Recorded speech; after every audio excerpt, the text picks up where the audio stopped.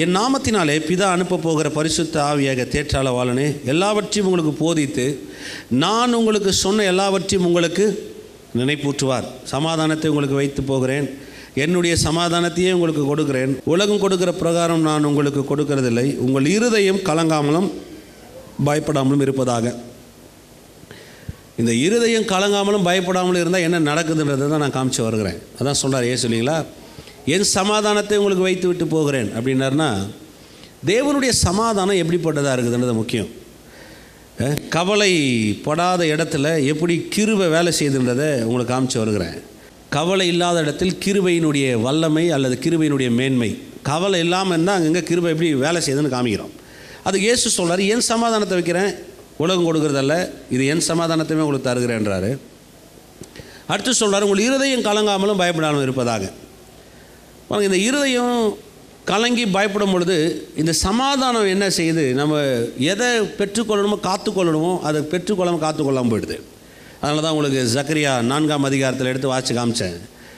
கிருபை ஒரு குழாய் மூலமாக எப்படி இறங்கி வருதான், அங்கே ஒரு பொன் குழாய் வைக்கப்பட்டிருந்தது, அதில் ஒலிவ எண்ணெய்கள் இறங்கி வரக்கூடியதாக இருக்கிறது. பாருங்கள், ஒவ்வொரு முறையும் தேவன் என்ன செய்கிறார், நம்முடைய வாழ்க்கையில் எல்லாவற்றையுமே கொடுத்து கொண்டிருக்கிறார், எல்லாத்தையும் தரார். என்ன வேணுமோ அது எல்லாவற்றையும் அருளக்கூடியவராக இருக்கிறார். சில நம்ம வாழ்க்கையில் நடக்கலைன்னா அதுக்கு தேவன் பொறுப்பாளி கிடையாது. அங்கே ஏதோ ஒரு பிரச்சனை. பாருங்கள், இவ்வளோ பெரிய இந்த இடத்துக்கு இவ்வளோ பெரிய ஹாலுக்கு இவ்வளோ ஃபேனு லைட்ஸ் போட்டிருக்கிறேன், ஒரு லைட் எரியல. அப்போ பிரச்சனை எங்கன்னா எலக்ட்ரிஷியன் கிடையாது, அங்கே ஏதோ ஒரு அந்த இடத்துல அந்த ஒயரில் ஏதோ ஒரு பிரச்சனை. 120 லைட் எரியுதுன்னா ஒரு லைட் எரியலன்னு சொன்னால் அப்போ அந்த ஒரு லைட் என்ன சொல்லுது, நான் மட்டும் ஏன் எரியல, நான் மட்டும் ஏன் எரியலன்னு சொன்னால் கேட்க முடியுமா?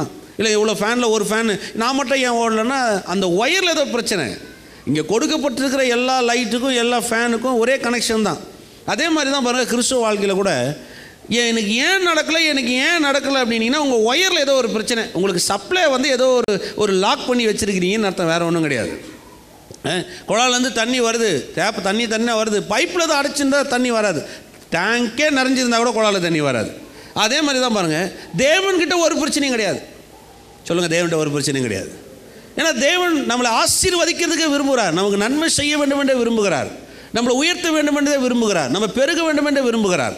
தேவன் நாம் சுகமாய் வாழ வேண்டும் என்று விரும்புகிறார். ஒரு நாளும் நான் வியாதிப்பட்டு இருக்கணும் தேவன் விரும்புறது கிடையாது. ஒரு நாளும் நான் பயந்து கூனி குறுகி வாழணும் விரும்புறது கிடையாது. ஒரு நாளும் தத்திரத்திலையும் பஞ்சத்திலையும் நான் வாழணும் தேவன் விரும்புறது கிடையாது. அப்போ தேவன் எல்லாத்தையும் தராரு. இங்கே என்ன பிரச்சனைனா பாருங்கள், அப்படி சமாதானத்தை நான் இழக்கிறேன், அந்த சமாதானம் என் சமாதானத்தை உங்களுக்கு வைத்து விட்டு போகிறேன்றார் பாருங்கள். அந்த பிரச்சனையை என் இருதயத்துக்குள்ளாக கலக்கத்தையும் பயத்தையும் நான் ஏற்படுத்தும் போது என்ன உண்டாகுது, எனக்கு வர வேண்டிய சப்ளை அங்கே ஒரு பிளாக் ஆகுது. உள்ளே வந்து கலக்கமும் பயமும் உள்ள கவலையும் உள்ளே குடிக்கொள்ளும் போது என்ன ஆகுதுன்னா எனக்கு வர வேண்டிய எல்லா ஆசீர்வாதமும் தடை செய்ய ஆரம்பிக்குது. ஏமே, அதான் உண்மை. அதனால தான் பாருங்கள், ஏசு சொல்கிறார், என் சமாதானத்தை வைக்கணும், அதை காத்துக்க, வேறு ஒன்றும் வச்சுக்காது, உன் இருதயம் கலங்காமலும் பயப்படாமலும் இருப்பதாக. இதான் பார்த்து வரோம் இல்லைங்களா. மத்தேயு சுவிசேஷம் 6ஆம் அதிகாரத்தை பார்த்தீங்கன்னா சொல்கிறாரு, காட்டு புஷ்பத்தை கவனித்து பாருங்கள்ன்றாரு. மலை பிரசங்கம் அது. அங்கே ஆயிரக்கணக்கான ஆட்கள் அமர்ந்துருக்கிறான். அந்த இடத்துல சொல்கிறார், காட்டு புஷ்பத்தை கவனித்து. ஏன்னா அங்கே நிறைய பூ இருக்குது, எல்லா ஜனங்களும் திரும்பி பார்க்குறாங்க. ஓ, ஏன் இந்த பூவை காட்டுறாரு? அங்கே சொல்கிறாரு, காட்டு புஷ்பத்தை கவனித்து பாருங்கள், காலையில் பூத்து மாலையில் வாடி போகிற இவைகளுக்கு உங்கள் பரமபிதா உடுத்து விப்பார், ஆனால் உங்களுக்கு உடுத்து விப்பது அதிக நிச்சயம் அல்லவா அப்படின்றாரு. திடீர்னு சொல்கிறாரு, காக்கா குருவிகளை பாருங்கள்ன்றாரு. அது மலையில் பாருங்கள், மேலே காக்கா குருவி கழுகு எல்லாம் சுற்றிட்டு கிடக்கும். அந்த இடத்த சொல்கிறாரு, காக்கா குருவிகளை கவனித்து பாருங்கள். ஜனங்களாம் பார்க்குறாங்க. ரொம்ப இயல்பான வகையில் போதிக்கிறார் இயேசு பாருங்கள். அதனால தான் இயேசு கிறிஸ்துடைய போதனை மேலே ஒரு அறிவு வந்துட்டால் போதும், வெளிச்சம் நல்லா வந்துடும், வாழ்க்கை வெற்றி அடைஞ்சிடும். காக்கா குருவிகளை கவனித்து பாருங்கள். எல்லாரும் அப்படி பார்க்குறான். அவைகள் அறுக்கிறதும் இல்லை, நூற்கிறதும் இல்லை, களஞ்சியத்தில் சேர்த்து வைப்பதும் இல்லை, ஆனால் பரமபிதா அவைகளுக்கு பிழை பூட்டுகிறார். அது ஒன்றும் இறந்து தின்றதில்லை, செத்து போயில்லை, பஞ்சத்தினால அப்படியே ஒன்றும் இல்லாமல் ஆயில்லை. அது பாருங்கள், பிதா அதுக்கு பிழை பூட்டுகிறார். சில நேரத்தில் வந்து பாருங்கள், இந்த டிஸ்கவரி சேனல் அனிமல் பிளான்ட்லாம் பார்த்தீங்கன்னா எவ்வளோ லட்சக்கணக்கான பறவைகள் சில இடத்துல இருக்குது, 1-2 கிடையாது. ஆச்சரியமாக இருக்கும். அப்படியே அந்த மலை முழுவதும் அந்த பறவை நிறைஞ்சு கிடக்கும் பாருங்கள். இவ்வளோ பறவைக்கு எப்படி உணவு அளிக்கிறது? காடுகளையும் அங்கே இருக்கிற மிருகங்களையும் காட்டும் போது எப்படி இவ்வளோத்துக்கும் போஷிக்கிறார்? அப்போ யோசித்து பார்க்கணும் பாருங்கள். கர்த்தர் இவ்வளோத்தையும் போஷிக்கிறார். ஆனால் வேதம் சொல்லுகிறது, நீங்கள் விசேஷித்தமானவர்கள் அல்லவா. அப்படின்னா கிழிஞ்ச துணியை போட்டுனா கூட கவலைனாலும் கிழிஞ்ச துணியை போட்டுன்னு சுற்றலாம் வருது. அப்படி கிடையாதுங்க. கவலை இல்லைன்னா சாலமோனோட பெஸ்ட்டாக நீங்கள் கொடுத்தலாம். கவலை இல்லைன்னா காக்கா குருவி கூட பெஸ்ட்டாக நீங்கள் வாழலாம். இப்போ கவலை வந்தால் தான் பிரச்சனை வந்துடுது. அதனால தான் ஏசு சொல்கிறாரு, நீங்கள் கவலைப்படுகிறதுனாலே உங்களுடைய சரீரத்தின் அளவை ஒருத்தன் கூட்ட முடியுமா இல்லை குறைக்க முடியுமா? நீங்கள் ஏதோ ஒன்று இன்னைக்கு கவலை வந்துருச்சு, அதனால் ஒரு முளம் உங்கள் சரீரத்தை கூட்டிட்டீங்களா, இல்லை ஒரு முளத்தை தான் குறைச்சிடுறீங்களா? யாராலையும் ஒன்றும் பண்ண முடியாது. அப்போ எதுவுமே பண்ண முடியாத ஒரு கவலை உள்ளே வச்சுக்காத. உன் இருதயத்துக்குள்ளாக சமாதானம் இருக்கட்டும், பயமும் கலக்குமாங்க வேணான்றார். ரெண்டாவது பாருங்கள், இந்த பிள்ளைங்க கவலையாக இருந்தாங்கன்னு வச்சுங்களேன், பெற்றவங்களுக்கு சந்தோஷமாக இருக்குமா? இப்போ பிள்ளை கவலையாக இருக்குது, மூன்று இருக்குது, எதுவும் சாப்பிட மாட்டேருந்து, போய் படுத்துக்குது, என்ன யோசிப்பீங்க நீங்கள்? பெற்றவங்களாம் தான் என்ன நினைப்பீங்க? ஓ எப்படியா கவலைப்படணும் தொலைட்டேன், இது புத்தியாக வராது, அப்படியே விடுவீங்க. உடனே போய் அதை கொண்டு என்னடா பிரச்சனை, ஏன் அப்படி இருக்கிற, ஏன் சாப்பிட மாட்டேன்ற, சின்ன குழந்தைய அந்த தூக்கி அதை கொஞ்சி அதோடைய மூடை மாற்றி அதை கொஞ்சம் நல்ல இடத்துக்கு கொண்டு வந்து, இல்லை வெளியில் கூப்பிட்டு போய் காரில் ரவுண்ட் அடித்து ஏதோ ஒன்று செய்கிறோம், அதை கொண்டு போய் அது மனதில் ஏதோ ஒன்று உள்ளே கொண்டு வரணும். ஏன்னா அது கவலையாக இருக்கிறத பெற்றவங்க பார்த்துட்டு இருக்க முடியறதில்ல. ஏன்னா கவலையாக இருக்கிறது பெற்றவங்களுக்கே பிடிக்காது. ஏன்னா அது கவலையாக இருந்தால் பெற்றவங்களுக்கு கவலையாகிடும். என் பிள்ளை சாப்பிட மாட்டேங்குது, உடனே ஹாஸ்பிட்டலுக்கு தூக்கி ஓடுவாங்க. 2 நாளாக சாப்பிட மாட்டேங்குது, எது வச்சாலும் துப்புது டாக்டர், இதை என்ன பண்ணுறதுன்னு தெரியல, அவ்வளோ கவலை வந்தது பாருங்கள். பெற்றவங்க நமக்கே பிள்ளைங்க கவலையாக இருக்கிறது பிடிக்கலன்னு சொன்னால், பரலோகத்தில் இருக்கிற பிதா நம்ம கவலையாக இருந்தால் சந்தோஷமாக இருப்பாரா? சிந்திச்சு பார்க்கணும். இதெல்லாம் இயல்பான யோசிக்கணும். பாருங்கள் இந்த பிசாசு என்ன செய்கிறான், ஒரு சிஸ்டத்தை உலகத்தில் ஃபார்ம் பண்ணிட்டான். என்ன தெரியுங்களா அந்த சிஸ்டம்? உங்களை குறித்து யாரும் கவலைப்படலைன்னா உங்கள் மேலே யாருமே அன்பா இல்லைன்னு அர்த்தம்னு நினச்சிட்டான். பார்த்துருக்கீங்களா நீங்கள்? என்னை குறித்து யாருங்க கவலைப்படுறாங்க? வீட்டில் இருக்கிறேன், வயசாகி போச்சு, என்னை குறித்து யார் கவலைப்படுறாங்க? என்னை குறித்து யார் கவலைப்படுறாங்க? என்னை குறித்து யார் கவலைப்படுறாங்க? என்னை குறித்து யார் கவலைப்படுறாங்க? பாருங்கள், இவ்வளோ வயசாகிடுச்சு, எனக்கு கல்யாணம் ஆகலை, என்னை குறித்து யார் கவலைப்படுறாங்க? இப்போல்லாம் எனக்கு வயசாகி போச்சு, என்னை யாரும் கவலைப்படுறது? பாருங்கள், யாராவது உங்கள் மேலே கவலைப்பட்டால் தான் அன்பாக இருக்கிறாங்கன்றது பிசாசுடைய சிஸ்டம். நல்லா விளங்கிக்கணும். என் மேலே யாரும் அன்பாக இல்லைன்றது கவலைப்படுறதுனால வெளிப்பட போகிறது கிடையாது. நான் சொல்கிறது விளங்குதா உங்களுக்கு? அப்போ மற்றவங்க கவலையாக இருந்து, பாவங்க இவங்க எவ்வளோ கஷ்டப்படுறாங்க பாருங்கள், எவ்வளோ வேதனையில் இருக்கிறாங்க பாருங்கள், பாவங்க இவங்கன்னொடனே உங்களுக்கு அவங்க அன்பாக இருக்கிறாங்க நீங்கள் நினச்சிடாதீங்க. அது 100% பிசாசுடைய ஒரு திட்டம். ஏமே அன்பை கவலையாக இருந்து காட்டுறது கிடையாதுங்க. அதனால தான் பாருங்கள், இயேசு நல்லா தூங்கிட்டு இருக்கிறாரு, இவனுக்கு போய் எழுப்புறானுங்க. என்னென்னு எழுப்புறானுங்க? நாங்கள் மடிந்து போகிறோமே உமக்கு ஏன் அப்படி சொன்ன ஆண்டவரே, கொஞ்சம் காப்பாற்றுன்னு சொல்லியிருக்கலாமே, ஆண்டவர் உங்களுடைய அன்பு எவ்வளோ பெருசியான்னு சொல்லியிருக்கலாமே. ஆனால் அவன் என்ன சொல்கிறான், நீ ஏன்? அப்போ அவர் என்னென்னா, நாங்கள் சாகுறோம், நீ தூங்குறியா, உங்களுக்கு கவலை இல்லையா? இப்போ இவர் கவலை பண்ணும், ஐயோ 12 பேரும் நான் உங்களை எப்படி காப்பாற்றுவேன், ஐயோ 12 பேரும் நான் உங்களை நேசிக்கிறேன், ஐயோ நீங்கள் இவ்வளோ கஷ்டப்படுறீங்களே, ஐயோ இவ்வளோ தண்ணி இறக்கிறீங்களே, ஐயோ இப்படி பட்டுருந்தா அவனுக்கு என்ன பண்ணிடுறீங்க பாரா, ஆண்டவர் கூட நம்ம கூட சேர்ந்து கவலைப்பட்டுக்கிறான்னு நினச்சிருப்பான். ஒருத்தர் நம்ம மேலே கவலைப்படலைன்னா அன்பு இல்லைன்னு நினச்சிடாதீங்க. இது உலகத்தில் பிசாசு வச்சுக்கிற ஒரு சிஸ்டம். ஆமென். இன்னும் கொஞ்சம் மேலே போவோம். நான் சொன்னேன் இல்லைங்களா, 13ஆம் அதிகாரம், 14ஆம் அதிகாரம், 15ஆம் அதிகாரம், 16, 17 இந்த 5 அதிகாரமும் மேல் வீட்டறையில் இயேசு பிரசங்கிக்கிறார். ரொம்ப முக்கியமான கடைசி காலகட்டம். மேல் வீட்டறைக்கு அப்புறம் சிலுவைக்கு போக போகிறார். பஸ்கா, அதுக்கப்புறம் சிலுவை, அதுக்கப்புறம் இவங்ககிட்ட பேச முடியாது. அதனால தான் யோவான் எழுத சுவிசேஷ புத்தகத்தில் யோவான் இதை ரொம்ப கண்ணும் கருத்துமாக அவர் சொன்னதெல்லாம் எழுதி போட்டார். திராட்சை செடியை குறித்து நீங்கள் மற்ற சுவிசேஷத்தில் பார்க்கவே முடியாது. யோவான் சொல்கிறார், இயேசு அங்கே பேசினார், அதை மேல் வீட்டறையில் கொடுத்த ஒரு பவர்ஃபுல்லான ஒரு டீச்சிங். யோவான் 15க்கு வாங்க. 15 என்ன சொல்கிறார் பாருங்கள். நான் மெய்யான திராட்சை செடி, என் பிதா திராட்சை தோட்டக்காரர், என்னில் கனி கூடாது இருக்கிற கொடி எதுவோ அதை அவர் அறுத்து போடுகிறார், கனி கொடுக்குற கொடி எதுவோ அது அதிக கனிகளை கொடுக்கும்படி அதை சுத்தம் பண்ணுகிறார். ஒரு தோட்டக்காரர் போகிறாராம், அப்படியே மனதில் வச்சுங்க, பார்க்குறாராம், கனி தரல, இதை வெட்டி போடு, இது கனி தருது, அதை சுத்தம் பண்ணு, கனி தரல, இதை வெட்டி, கனி தர சுத்தம் போடு. பாருங்க, நீ என்ன பண்ணிட்டாங்கன்னா, சபையில் இது ஒரு நிறைய ஆழமான ஒரு டீச்சிங்காக கொண்டு போயிட்டாங்க. ஒரு மனுஷன் நீ ரட்சிக்கப்பட்டுட்ட, உங்கள் வாழ்க்கையில் நீ எந்த கனியும் தரலை, நீ ஒன்றுமே பண்ணலை அப்படின்னா கூட கர்த்தர் என்ன சொல்கிறார், உன்னை வெட்டி போட்டுருவார், உன்னை சபையிலேருந்து தூக்கிடுவார், உன்னை கட் பண்ணிவிடுவார், அவர் உறவில் நீ இருக்க முடியாதுன்னு இருவாங்க. இதுக்காக ஜனங்க என்ன பண்ணுறாங்க சொல்லுங்கள், எப்படியாவது எவனையாவது ஒருத்தனையாவது தூண்டு வந்து கனி தரணும், எப்படியாவது சபையில் இருந்து வந்து கனியை சேர்த்தணும். அவன் கனி என்ன நினைக்கிறான்னா, எப்படி ஆட்களை கொண்டு வந்து சேர்த்தனா தான் கனியை நினைக்கிறான். அப்படி கிடையாது. இது அதை பற்றி பேசலைங்க. என்ன சொல்கிறார் இயேசு, ஒரு பிதாவும் குமாரனும் அந்த கொடிகளுக்கும் கனிகளுக்கும் உள்ள காரியத்தை மக்களுக்கும் அந்த மக்களுடைய வாழ்க்கையில் வெளிப்பட வேண்டிய தன்மையை இயேசு போதிக்கிறார். இது ரொம்ப அதான் சொன்னவர், மேல் வீட்டாரில் சொல்லித்தரார். என் பிதா ஒரு தோட்டக்காரர், சொல்லுங்கள், பிதா தோட்டக்காரர் சொல்லிட்டு சொல்கிறாரு, கனி கூடாது இருக்குது அறுத்து போடுகிறார். அவர் அறுத்து போடுறது கிடையாது. பாருங்கள், எப்போவுமே கொடி மேல் நோங்கி படரணும். ஒரு கொடி படறதுக்கு ஒரு ஆதாரம் தேவை, அது மேல் நோக்கி படணும். இந்த திராட்சை செடி பார்த்தீங்கன்னா செடி வரும், கம்பி கம்பியாக கட்டியிருப்பாங்க, அந்த செடி எடுத்து அந்த கொடி மேலே விட்டாங்க, அந்த கொடி போகும். இந்த கொடி என்ன பண்ணுது, கனி கூடாத இருக்கிற கொடி என்ன பண்ணுதுன்னா மேல் நோக்கி போகாமல் கீழ் நோக்கி போகுது. இப்போ கீழ் நோக்கி வர்றதுனால அது போய் இந்த மண்ணில் புதஞ்சிக்குது. இந்த மண்ணில் புதஞ்சிக்கிறதுனால அது மேலே அந்த உதிரி இருக்கிற இலைகள், அங்கே இருக்கிற மண் இதெல்லாம் அழுத்தம் தர்றதுனால அதால் முன்னேறி வளர முடியல. அதனால தான் அது கீழ் நோக்கி போகுது. ஆவிக்குரிய வாழ்க்கை அப்படி தான் பாருங்கள். எப்பொழுது நீங்கள் மேல் நோக்கியே சிந்திக்கிறீங்களோ, பவுல் சொல்கிறாரு பாருங்கள், மேலானவர்களை நாடுங்கள். மேல் நோக்கி சிந்திக்கணும். கர்த்தர் எவ்வளோ நல்லவர், அவர் எவ்வளோ பெரியவர், அவர் எவ்வளோ இருக்கிறார், அவர் எப்படி எனக்கு நன்மை செய்கிறார், எப்படி என்னை விடுதலை ஆக்குறார். இப்படி மேல் நோக்கி போக போக போக போக கனி கொடுக்குற எதுவோ அது அதிக கனி கொடுக்கும்படி செய்கிறார். இப்போ இவன் கீழ் நோக்கி போகிறது எப்படிப்பட்டதுன்னா, பிற்போக்காக யோசிக்கிறது, பிற்போக்காக சிந்திக்கிறது, பிற்போக்கான வகையில் போகிறது. அந்த அந்த அந்த கொடி கீழே போகுதுன்னா மண்ணுக்கு போகுது. மண்ணுனா அது மண்ணான எண்ணங்கள், தேவையில்லாத எண்ணங்கள், தேவையில்லாத பொறாமை, தேவையில்லாத காரியம், தேவையில்லாத சச்சரிவு, தேவையில்லாத மனுஷனுக்கு விரோதமாக பேசுது, கர்த்தருக்கு விரோதமாக பேசுது. இப்போ தேவையில்லாமல் இந்த கொடி கீழே போக போக போக என்ன ஆகுது, அந்த செடி வளர முடியாமல் போகுது. ஆமென்.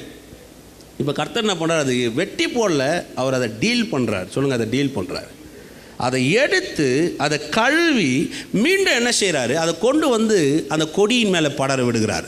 அப்போ அந்த கொடி மேலே படர விடும்போது என்ன ஆகுது, அது மீண்டும் வளர ஆரம்பிக்குது. அதுக்கு தான் கிரேக்க பதத்தில் அறுத்து போடுகிறார்னு வரல, எடுத்து விடுகிறார்னு வருது. என்னன்னு வருது, எடுத்து விடுகிறார். கனிகளை தரும்படி அதை எடுத்து விடுகிறார். பாரு, கர்த்தர் நல்லவர். ஏன்னா அவர் அறுத்து போடுற ஆளாக இருந்துச்சுன்னா இன்றைக்கி நீங்கள் நான் மாத்திரம் யாருமே மிதஞ்ச முடியாது. ஏமேன்.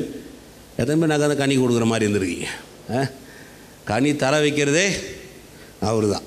திராட்சை செடின்னு பார்த்தீங்கன்னா இஸ்ரேல் நாட்டில் இருக்கிற திராட்சை செடிக்கும் இந்தியாவில் இருக்கிற திராட்சை செடிக்கும் ரொம்ப வித்தியாசம் இருக்குது. நீங்கள் இஸ்ரேல் நாட்டில் இருக்கிற திராட்சை செடி ரொம்ப வித்தியாசமானது, ரொம்ப அருமையானது, அங்கே இருக்கிற ருசி ரொம்ப அதிகமானது. மோசே கூட போய் அந்த திராட்சை செடி எடுத்துகிட்டு சொல்லும்போது சொன்னார் பாருங்கள், ஒரு திராட்சை கொலை எத்தனை பேர் சேர்த்து தூக்கிட்டு வந்தாங்க, 2 பேர் பாருங்கள். அது எப்படிப்பட்டதுன்னா, அங்கே சொல்கிறாங்க, ஒரு செடியை பராமரிக்க ஆரம்பித்தாங்கன்னா, ஒரு திராட்சை செடியை நட்டு பராமரிக்க ஆரம்பித்தாங்கன்னா அந்த சீசன் முழுக்கும் அதை பராமரிப்பாங்க. அந்த சீசன் முடிஞ்சதுக்கப்புறம் அந்த செடியை பராமரிச்சுன்னே இருப்பாங்க. அந்த செடி மாத்திரம் என்ன பண்ணுமா, தண்டம் பெருத்துட்டே போகுமா, 15 வருஷம் வரையும் அந்த செடியை பாதுகாப்பாங்களாம். அப்போ அந்த செடிக்கு நாளாக நாளாக நாளாக நாளாக நாளாக அதனுடைய தண்டு என்ன பண்ணுமா, நல்லா பெருசாக இருக்குமா. சில நேரத்தில் இந்த கொடிகள் சரியான வகையில் வளராத கொடிகளை கொண்டு போய் அதை கத்தரித்து அதை கொண்டு போய் என்ன பண்ணுறாங்களா, இந்த தண்டுக்குள்ளாக 15 வருஷமாக இருக்கக்கூடிய இந்த தண்டுக்குள்ளாக அதை பதம் பண்ணிடுறாங்களா, அதை இன்பிளான்ட் பண்ணிடுவானா, பண்ணிவிட்டு அதிலிருந்து அதை கொண்டு வருவானா. அப்போ அந்த செடி என்ன பண்ணுமா, 15 வருஷ காலத்தினுடைய அந்த ஸ்ட்ரென்த்து அந்த பலனையும் இப்போ ஒன்றுமே வேலை செய்யாமல் இருக்கிற இந்த கொடிக்குள்ளாக ஊடுருவி தள்ள ஆரம்பிக்குமா. இப்போ இந்த கொடி என்ன செய்தான், அந்த 15 வருஷத்தினுடைய தன்மையினுடைய ஆசீர்வாதத்தில் வெளியில் கொண்டு வந்து காமிக்குதான். ஆமென். இவ்வளோ பெரிய ஆச்சரியம் பாருங்கள். அதனால தான் இயேசு சொல்கிறாரு, நான் திராட்சை செடி, நீங்கள் கொடிகள். நீங்கள் யோசிச்சு பாருங்கள், 15 வருஷமாக ஒரு செடியை காத்து அந்த செடிக்குள்ளே கொண்டு போய் இந்த கொடியை வச்சு அதில் பதம் பண்ணி அதை வந்து கனிதார அளவுக்கு மாற்றுறான். இன்றைக்கி உங்களையும் என்னையும் கணக்கு எடுத்துங்க, எப்படிப்பட்ட செடியில் நீங்களும் நாட்டப்பட்டிருக்கிறோம். 15 வருஷம் இல்லைங்க, உலகம் தோன்றதுக்கு முன்பதாகவே கிறிஸ்து இயேசுக்குள் அவர் உங்களை தெரிந்து கொண்டபடியே. சாதாரணமான விஷயம் இல்லை. இன்றைக்கி உங்களை எண்ணி எங்கே கொண்டு போய் இன்பிளான் பண்ணியிருக்கிறாருன்னா, தடித்திருக்கிற எந்த விதமான பஞ்சமும் வாடி போகிற தன்மையும் இல்லாத ஒரு செடியில் கொண்டு போய் நம்ம உங்களை எண்ணி என்ன பண்ணியிருக்காரு, அவர் சேர்த்து வச்சிருக்கிறார். ஆமென். அப்போ எப்படி நம்ம கனி தராமல் இருக்க முடியும்? கனி என்பது கர்த்தரா நம்மளேருந்து ப்ரொடியூஸ் பண்ணுறது, வெளியில் கொண்டு வர்றது. ஆமென். செடியில் எப்போவுமே கனி இருக்காது. செடியில் எப்போவுமே கனி கொடியில் தான் இருக்கும். கொடி வந்து கனி தர்றதுனால கொடியை வந்து கனியை உற்பத்தி செய்து நினைக்காதீங்க, இல்லை ப்ரொடியூஸ் பண்ணுது நினைக்காதீங்க. செடியினுடைய சாரங்கள் கொடியின் ஊடாக வந்து அந்த கொடியில் அந்த செடியினுடைய தன்மை வெளிப்பட ஆரம்பிக்குது. இன்றைக்கி நீங்களும் நானும் கொடிகள், இயேசு திராட்சை செடி. இப்போ இயேசுக்கிட்ட கனி வர்றது கிடையாது, இயேசுக்கிட்ட எந்த கனி இருக்காது. இயேசுக்குள்ளே இருக்கிற சாரங்கள் இப்போ கொடியின் ஊடாக கடந்து இப்போ கனிகள் வெளிப்பட ஆரம்பிக்குது. ஆமென். பாருங்கள், இயேசுக்குள்ளே இருக்கிற சுகம் இப்போ உங்களுக்கு வெளியில் வந்து ஆரோக்கியமாக தெரிய ஆரம்பிக்குது. நான் சொல்கிறது புரியுதுங்களா? இயேசு தன் சுகத்தை காமிக்க அவசியமே கிடையாது, ஏன்னா அவர் செடி, அவர் வெளிப்படுத்துறதே கிடையாது. ஏன்னா அவர் எங்கேயுமே வியாதியாக இருந்து இயேசு சுகமானதான் நீங்கள் பார்க்க முடியுமா? ஏசு 10 நாள் வியாதியாக இருந்தார், 11 நாள் சுகமாயிட்டார் பிரதர். எங்கேயா சொல்லுங்கள் பார்க்கலாம். ஏசுக்கு நல்லா ஜலதோஷம் இருந்துச்சு. அப்புறம் பார்த்தீங்கன்னா 2வது நாள் டக்குன்னு ஜெபம் பண்ணார் பிரதர், மலை பிரசங்கத்தில் போயிடுச்சு. கிடையவே கிடையாது. ஏன்னா அவர் செடி, அவர்கிட்ட எந்த பாதிப்பும் இல்லை, அவர்கிட்ட எல்லா சாரங்கள் இருக்குது. இப்போ அது கொடிக்குள்ள கனிகளாக வெளிப்படுது. எப்படி வெளிப்படுதுன்னா, இப்போ அவர் செடியாக இருந்து நம்ம கொடியாக இருக்கிறதுனால அவருக்குள்ளே இருக்கிற சுகம் என்ற கனி நம்முடைய சரீர ரீதியாக வெளிப்பட ஆரம்பிக்குது. அவருக்குள்ள இருக்கிற செழிப்புன்ற கனி இப்பொழுது நம்ம வாழ்க்கையில் வெளிப்பட ஆரம்பிக்குது. அவருக்குள்ள இருக்கிற வெற்றியின் கனி இப்பொழுது நம்முடைய வாழ்க்கையில் வெற்றி அரங்கமாக வெளியரங்கமாக வர ஆரம்பிக்குது. ஆமென். எத்தனை பேர் வழங்குது? அவர் கனி தர்றது கிடையாது, அவருக்குள்ள இருக்கிற சாரங்கள் நம்மை கனி தரக்கூடியவளாய் மாற்றுகிறது. செடியில் நல்லா கனி வரணும்னா 4 காரியங்கள் மிக முக்கியம். ஒரு செடியில் கனி வரணும்னா 4 காரியங்கள் மிக முக்கியம். 1, அந்த தண்டு ஆரோக்கியமாக இருக்க வேண்டும். ரொம்ப நல்லா இருக்கணும் அந்த தண்டு, இல்லைன்னா அதில் கனி வராது. 2வது, சூரிய வெளிச்சம் அதன் மேல் பட வேண்டும். கனி வரத்துக்கு 4 காரியங்கள் அவசியம். சூரிய வெளிச்சம் அதன் மேல் பட வேண்டும். நல்லா அது அந்த கொடி மேலே அந்த சூரிய வெளிச்சம் படும்பொழுது தான் கனி அதிலேருந்து வெளியில் வரும். இதில் சாரம் அதில் அந்த கொடி மேலே வரணும், அது மேலே அந்த சூரிய வெளிச்சம் படணும், அப்புறம் தான் கனி வருது. 3வது, தேவையான அளவுக்கு மழை வேண்டும் அல்லது தண்ணீர் ஊற்ற வேண்டும். தேவையான அளவுக்கு தண்ணியும் வேணும், மழையும் வேணும். ஏதாவது ஒன்று செய்யணும். ஒன்று மழை வரணும், இல்லை தண்ணி ஊற்றணும். 4வது, சாயல் நன்றாக இருக்க வேண்டும். சாயல் நன்றாக இருந்தால் தான் அந்த செடி நிலைச்சு நின்று மிகுந்த கனிகளை தர ஆரம்பிக்கும். பாருங்கள், இது 4 காரியமே ஆண்டவராக இயேசு கிறிஸ்து தான். வேதம் சொல்லுகிறது, அவர் என்ற வேருக்குள்ளாக நாம் துளிர்த்து நிற்கிறோம். அவர் தான் ஈசாவின் அடிவேர்னு சொல்லப்படுது. பார்த்தீங்களா? அது இயேசு. அந்த வேருக்குள்ளாக தான் நம்ம நிலைச்சு நிற்கிறோம். 2வது, சூரிய ஒளி. மல்கியால சொல்கிறாரு, நீதியின் சூரியன் உங்கள் மேல் உதயமாகி இருக்கிறார். நீதியின் சூரியன் உங்கள் மேல் உதயமாகி இருக்கிறார். எனக்கு தேவையான அளவுக்கு சாரத்தையும் தேவையான அளவுக்கு சூரிய வெளிச்சம் தரக்கூடியவராக இருக்கிறார். 3வது, தண்ணீர் யாரை குறித்து பேசுனா? ஆவியானவர் குறித்து பேசுது. ஆவியானவர் யார் பார்த்தீங்கன்னா, ஆவியானவர் குறித்து வேதத்தில் பல இடத்துல தண்ணியை குறித்து இயேசுவே சொல்கிறார், நான் உனக்கு ஜீவ தண்ணீரை தருவேன். நான் கொடுக்குற ஜீவ தண்ணீர் உனக்கு ஒவ்வொரு நாளும் உனக்குள்ளாய் ஊறுகிற நீர் ஊற்றா இருக்குன்றார். அப்போது பரிசுத்த ஆவியானவர் அவரால் கொடுக்கப்படுகிறார், அவர் நமக்குள்ளே ஊற்றா இருக்கிறார். 4வது,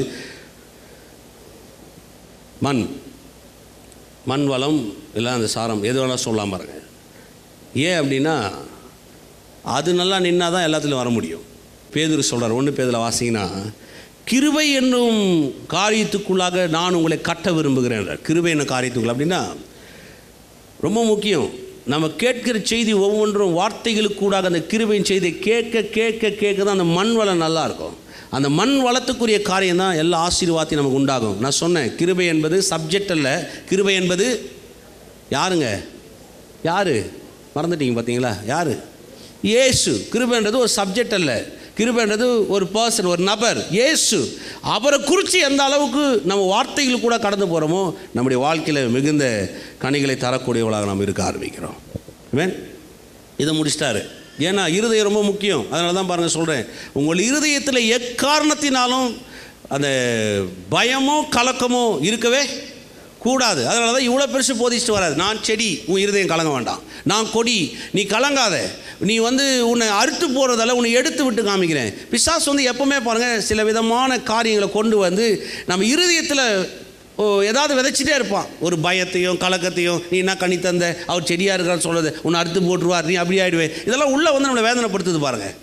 இப்போ நீங்கள் தைரியமாக சொல்லலாம், கிடையாது, அவர் இயேசு கிறிஸ்து செடியில் நான் நிலைத்து இருக்கிறதுனால நான் மிகுந்த கனிகளை தர ஆரம்பிப்பேன். ஆமென். அடுத்தபடி 16ஆம் அதிகாரத்துக்கு போவோம். ஏன்னா அப்படியே தொடர்ச்சியாக தானே பேசுகிறார் இல்லையா? 16ஆம் அதிகாரம் 7வது வசனத்தை வாசிக்கிறேன். நான் உங்களுக்கு உண்மையை சொல்லுகிறேன், நான் போகிறது உங்களுக்கு பிரயோஜனமாக இருக்கும். நான் போகாதிருந்தால் தேற்றாளவாளன் உங்களிடத்தில் வரார். நான் போவேனே ஆகில் அவரை உங்களிடத்திற்கு அனுப்புவேன். அவர் பாவத்தை குறித்தும் நீதியை குறித்தும் நியாய தீர்ப்பை குறித்தும் உலகத்தை கண்டித்து உணர்த்துவார்.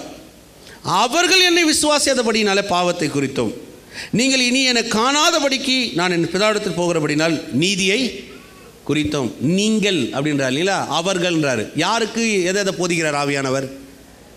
அவர்களுக்கு எதை போதிக்கிறாரு?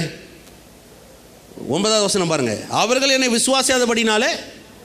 அப்போ அவர்கள்னா யாருங்க? உலகத்தில் இருக்கிற ரட்சிக்கப்படாத மக்களை பாவத்தை குறித்து அவங்களுக்கு என்ன பண்ணுறாரு? போதிக்கிறார். அடுத்து பாருங்க 10வது சொல்றாரு, நீங்கள் இனி என்ன காணாதபடிக்கு நான் பிதாவிடத்துக்கு போகிறபடினால். இப்போ நான் பரமேறி போகிறேன், நான் பரமேறி அங்கே இருக்க போகிறேன், நீங்கள் என்ன காணாத போகிறபடினால் நீதியை குறித்தும். இப்போ சீஷர்களுக்கு எதை போதிக்கிறாரு சொல்லுங்க, எதை போதிக்கிறாரு? அப்போ ஒரு சபையில் எதை பேசணும்? பாவத்தை பேசணுமா, நீதியை பேசணுமா?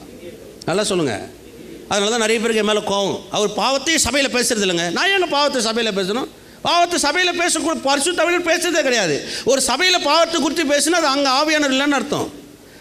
பாவத்தை குறித்து பேசுறதில்லை. ஏன்னா பாவம் என்பது உங்களை அழிச்சிடும், பாவம் என்பது உங்களை கொன்னுடும், பாவம் என்றது உங்களுக்கு தண்டனை ஏற்படுத்தக்கூடியது. அதனால தான் பிசாசு உங்களை பாவ காரியங்களை ஈடுபடுத்தும் பொழுது நீங்கள் யோசிக்க வேண்டிய ஒரு விஷயம். பிசாசானவன் உங்களை வஞ்சிக்கும் பொழுது நீங்கள் அதில் அலர்ட் ஆக வேண்டிய விஷயம். எப்படி நீங்கள் அதிலேருந்து வெளியில் வர முடியும்? நீதியை குறித்து அறிவு வந்தால் தான் பாவத்திலிருந்து ஜெயிச்சிருக்கிறோம்ன்ற எண்ணங்கள் உங்களுக்கு உண்டாக ஆரம்பிக்கும். ஆமென். அப்போ பாவத்தை குறித்து பரிசுத்த ஆவியானவர் சபையில் போதிக்கிறது கிடையாது. பாவத்தை யாருக்கு போதிக்கிறாரு? நல்லா சொல்லுங்கள், யாருக்கு போதிக்கிறாரு? அவர்கள்லாம் யாருங்க? இப்போ உங்களுக்கு நீதியை குறித்து பேசுகிறார். நீதினா என்ன? நீதின்னு சொன்னால் தேவன் கொடுக்குற ஒரு பரிசு. நீதின்னு சொன்னால் தேவன் கொடுக்குற ஒரு பரிசு, அதுக்கு பேர் தான் நீதி. நீங்கள் நீதி, நம்முடைய செயல்களால் நீதியை நான் பெற்றுக்கொள்ளலை.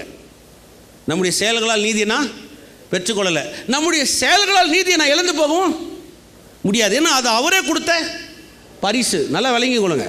அதனால தான் நீதியை குறித்து பேசுகிறார். நீதியை குறித்து எதுக்கு பேசுகிறாருன்னா, கிறிஸ்து உங்களுக்கு என்ன செய்திருக்கிறார், நீங்கள் என்னவா இருக்கிறீங்க, எப்படிப்பட்ட காரியங்களுக்குள்ளாக உங்களை கிறிஸ்து வைத்திருக்கிறார், எப்படிப்பட்ட காரியம் உங்களுக்குள்ளாக ஏற்படுகிறதா நீதியை குறித்து பேசுகிறார். சிலர் என்ன சொல்கிறாங்க தெரியுங்களா? இப்படியெல்லாம் இன்றைக்கி போதும் நிறைய இருக்குது. எல்லாம் கேட்கும் போது ரொம்ப ஷார்ப்பாக நல்லாயிருக்கும், ஆனால் நம்மளை அழிச்சிடும். கேட்குறதுக்கு ரொம்ப அருமையாக இருக்கும்.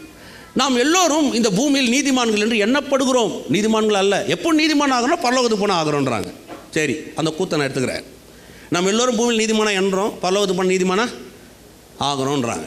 அப்போ இயேசு கிறிஸ்து சிலுவையில் பாவம் ஆனாரா இல்லை பாவி என்று எண்ணப்பட்டாரா? நல்லா சொல்லுங்கள். பாவம் எண்ணப்பட்டார்னா அவங்க சொல்கிறத நான் ஏற்றுக்கலாம். ஆமாம், இயேசு சிலுவையில் பாவமாக எண்ணப்பட்டார், பரலோகத்துக்கு போனவனே அவர் குமாரன் ஆயிட்டார்னு. அவர் சிலுவையில் பாவம் ஆனார், நாம் இந்த பூமியில் நீதிமான் ஆனோம். எதுவும் ஒத்துக்கிறீங்க பாருங்கள். சில விஷயங்கள் கேட்கறதுக்கு அருமையாக இருக்கும், ஆனால் சத்தியத்துக்கு ஒத்து வராது. ஏற்றுக்காய் சோத்துக்கு உதவாதுன்னுவாங்க, பார்த்துறீங்களா நீங்கள்? சில பிரசங்கள்லாம் அப்படியே கேட்குற அருமையாக இருக்கும். அப்படியே கள்ள போதனைகள்லாம் சிலதெல்லாம் கேட்டிங்கன்னா அப்படியே நம்மளை இழுத்துற மாதிரி கூட இருக்கும். அதனால தான் சத்தியத்தை அறியாதவர்கள் வலி போய் விழுந்து போயிடுறாங்க. அதெல்லாம் பாருங்கள். சில ஆட்களுக்கு வந்து சத்தியத்தை தெரிஞ்ச ஆட்கள் கூட பார்த்திங்கன்னா சரியாக சத்தியத்தை போதிக்க தெரியாதனால அவங்க என்ன செய்கிறாங்க, இப்படிப்பட்ட காரியத்தை உள்ளே சேர்த்து விட்றாங்க. நம்ம நீதிமான் என்ன போட்டாங்க, அங்கே போனால் தான் நீதிமான் ஆகிறோம் அப்படின்னு கிடையாது. அவர் பாவமானார், நாம் நீதி ஆக்கப்பட்டிருக்கிறோம். பாவம் தேவனுடைய தண்டனையை ரிசீவ் பண்ணும். பாவம் தேவனுடைய தண்டனையை ரிசீவ் பண்ணும். நீதி தேவனுடைய ஆசீர்வாதத்தை ரிசீவ் பண்ணும். ரொம்ப முக்கியம். எது உங்ககிட்ட இருந்து ரிசீவ் பண்ணுறது ரொம்ப முக்கியம். பாவம் தேவனுடைய தண்டனை ரிசீவ் பண்ணும், நீதி தேவனுடைய ஆசீர்வாதத்தை ரிசீவ் பண்ணும். ஏசாயா 54:14 நீதியினால் ஸ்திரப்பட்டிருப்பாய். அதுக்கப்புறம் என்ன வருதுங்க சொல்லுங்கள்? கொடுமைக்கு தூரமாவாய். அது என் கண்ணுக்கும் தெரியுது. அதுக்கப்புறம் அது வரலையே, அதுவும் வரலையே. நீதிக்கு ஸ்திரப்பட்டிருப்பாய். அப்புறம் என்ன வருது? ஒரு செமிகோலன் வருது, பார்த்துறீங்களா? செமிகோலன் எதை குறிக்குது?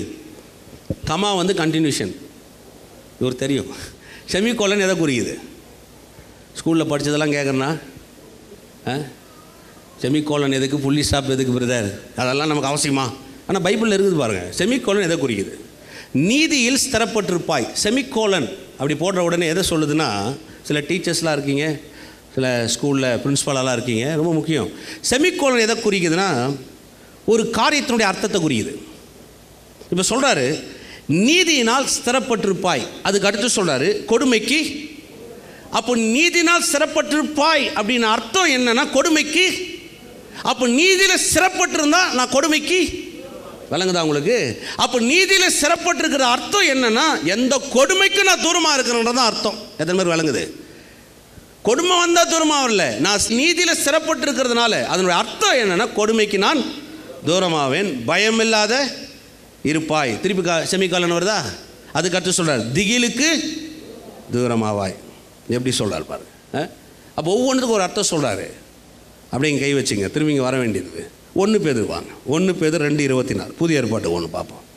நாம் பாவங்களுக்கு செத்து நீதிக்கு பிழைத்திருக்கும்படிக்கு அவர் தாமே தமது சரீரத்திலே நம்முடைய பாவங்களை சிலுவையின் மேல் சுமந்தார், அவருடைய தழும்புகளால் வாசிக்கிறோம் பாருங்க, நம்முடைய பாவங்களுக்கு செத்து நீதிகளுக்கு பிழைத்திருக்கும்படி அவர் தாமே தமது சரீரத்திலே நம்முடைய பாவங்களை சிலுவையின் மேல். அதுக்கடுத்து என்ன வருது? இல்லைங்க, மிஸ் பண்ணிட்டீங்க பாருங்கள். அதான் மிஸ் பண்ணுறோம். சின்ன விஷயங்களாம் மிஸ் பண்ணிடுறதுனால தான் பெரிய இழப்புக்கு போய் காரணமாக மாட்டிக்கிறோம். சின்ன விஷயத்தை கூட மிஸ் பண்ணக்கூடாது. செமிகோலன் வருது. அப்போ அதுக்கு என்ன அர்த்தம்? அவர் என்னுடைய பாவங்களுக்கு செத்து அவர் என்னுடைய நோய்களை சுமந்தாருன்னா செமிகோலன் போட்டு அதுக்கு அர்த்தம் என்னன்னா அவருடைய தழும்புல நான் சுகமாக இருக்கிறேன்னு அர்த்தம். ஆமென் சொல்லுங்கள். அவருடைய தழும்புகளால் நான் சுகமாக இருக்கிறேன். பாருங்கள், சில காரியத்தை அப்படி போகும்போது தான் அதோடைய வெளிச்சத்தை பெற்றுக்கொள்ள முடியும். திருப்பிங்க வாங்க 54க்கு வந்துடுங்க. நீதியினால் ஸ்திரப்பட்டிருப்பாய். சொல்லுங்கள், நீதியினால் ஸ்திரப்பட்டிருப்பாய். நீதியினால் ஸ்திரப்பட்டிருப்பாய்ன்றது ரொம்ப முக்கியம். அப்போ நான் கொடுமை என் வாழ்க்கையில் சில நேரத்தில் வருதுன்னா நீதியை குறித்து நீதியில் ஸ்திரப்படணும்னு அர்த்தம். ஸ்திரம்னா என்னங்க? அது சரியான அறிவாக நிற்கலன்னு அர்த்தம். நீதி பற்றி சரியாக விளங்கலைன்னு அர்த்தம். நீதி எப்படிப்பட்டது எனக்கு புரியலன்னு அர்த்தம். நீதி எனக்கு என்ன கொண்டு வந்திருக்கிறது, நீதின்ற பரிசில் தேவன் எதெல்லாம் உள்ளடக்கி எனக்கு கொடுத்துருக்கிறான்னு எனக்கு தெரியல. ஸ்திரப்பட்டிருப்பாய்னா எந்த காரியத்தில் நான் ஸ்திரப்படுறேனோ அதுதான் என் வாழ்க்கையை வெளிச்சம். இங்கே சொல்கிறார், நீதியில் ஸ்திரப்பட்டால் தான் கொடுமைக்கு நீ விலகி இருக்கிறன்ற அறிவே உங்களுக்கு வர ஆரம்பிக்கின்றார். ஏமே சொல்லுங்கள், நீதியில் ஸ்திரப்பட்டிருப்பாய். கொடுமை என்ற காரியத்தை ஆங்கிலத்தில் அப்ரஸ் இல்லை அப்ரசன் அப்படின்னு வருது பாருங்கள். பிசாசு என்ன பண்ணுறான், இந்த நீதியை குறித்து நீங்கள் ஸ்திரப்படலைன்னா உங்களை அப்ரஸ் பண்ணுறான். அப்ரஸ் என்னங்க? உங்களை நெருக்கிறான். உங்கள் இருதயத்தில் கொண்டு வந்து இந்த நீதியை குறித்து ஸ்திரமில்லாத அறிவு இருக்கும்போது உங்கள் இருதயத்தில் கவலை என்ற அப்ரஸ், கொடுமை என்ற அப்ரஸ் இதெல்லாம் கொண்டு வந்து உங்களை என்ன செய்கிறான்? உங்களை ப்ரெஸ் பண்ணுறான் அப்படியே போட்டு. அதனால தான் பாருங்கள், நம்ம வாழ்க்கையில் முன்னேற முடியாமல் தவிக்கிறோம். இது இப்படியே நடந்திருக்கணும், அது ஆயிருக்கணும், நான் யாருக்கு என்ன செஞ்சேன், இப்படியே போயிடுவோம் பாருங்கள். இப்போ என்னுடைய நீதியை தேடனே தவிர தேவன் நீதியில் நான் என்ன பண்ணல, ஸ்திரப்படல. நிறைய பேருக்கு மனசில் இது வந்துடும் பாருங்கள், எனக்கு ஏன் இப்படி ஆகணும், ஏன் இப்படி நடந்துச்சு, ஏன் இப்படி நடக்கணும், என்ன நடக்குதுன்னே புரியலையே. அப்போ தேவன் நீதியில் நான் ஸ்திரப்பட்டிருந்தா எல்லா அப்ரஸ்க்கும் எல்லா ப்ரெஸ்ஸில் இருந்தும் நான் தகர்ந்து வெளியில் வரேன். ஆமென் ஹல்லேலூயா. அதுக்கப்புறம் சொல்கிறார் பாருங்கள், அதிலே சொல்கிறார் 15, இதோ உனக்கு விரோதமாய் கூட்டம் கூட்டினால் அது என்னாலே கூடுகிற கூட்டம் அல்ல. எவர்கள் உனக்கு விரோதமாக கூடுகிறார்களோ அவர்கள் உன் பட்சத்தில் வருவார்கள். இதோ கரி நெருப்பை ஊதி தன் கிரியைக்கான ஆயுதத்தை உண்டு பண்ணுகிற கொள்ளையனும் நான் சிருஷ்டித்தேன், கெடுத்து நிர்மூலமாக்குறவனையும் நான் சிருஷ்டித்தேன். உனக்கு விரோதமாய் உருவாக்கப்படும் எந்த ஆயுதமும் வாய்க்காதே போவோம். உனக்கு விரோதமாய் நியாயத்தீர்ப்பிலிருந்து எந்த நாவையும் நீ குற்றப்படுத்துவாய். இது கர்த்தருடைய ஊழியக்காரனின் சுதந்திரமும் என்னால் உண்டான அவருடைய நீதியுமா இருக்குது என்று கர்த்தர் அவரால் உண்டா இருக்கிற நீதி. சொல்லுங்கள், அவரால் உண்டா இருக்கிற நீதி. அப்போ அவர் அந்த நீதியில் நான் சிறப்பட்டிருந்தேன்னா எதுவும் எனக்கு வாய்க்காது. ஏன்னா அது அவரால் உண்டான நீதி. நான் நீதியில் சிறப்பட்டிருந்தா எனக்கு விரோதமாக பேசுகிறவங்க கூட எனக்கு பச்சமாக மாறி போவான். அது அவரால் உண்டான நீதி. எதமே விசுவாசிக்கிறீங்க? அல்லேலூயா. அப்போ அவரால் உண்டான நீதியில் ஸ்திரப்படணும். சொல்லுங்கள், கர்த்தருடைய நீதியில் நான் ஸ்திரப்படுவேன். ஆமென். அதனால தான் பாருங்கள், இயேசு ரொம்ப அழகாக சொல்கிறார், என் இருதயம் கலங்காமலும் பயப்படாமலும்.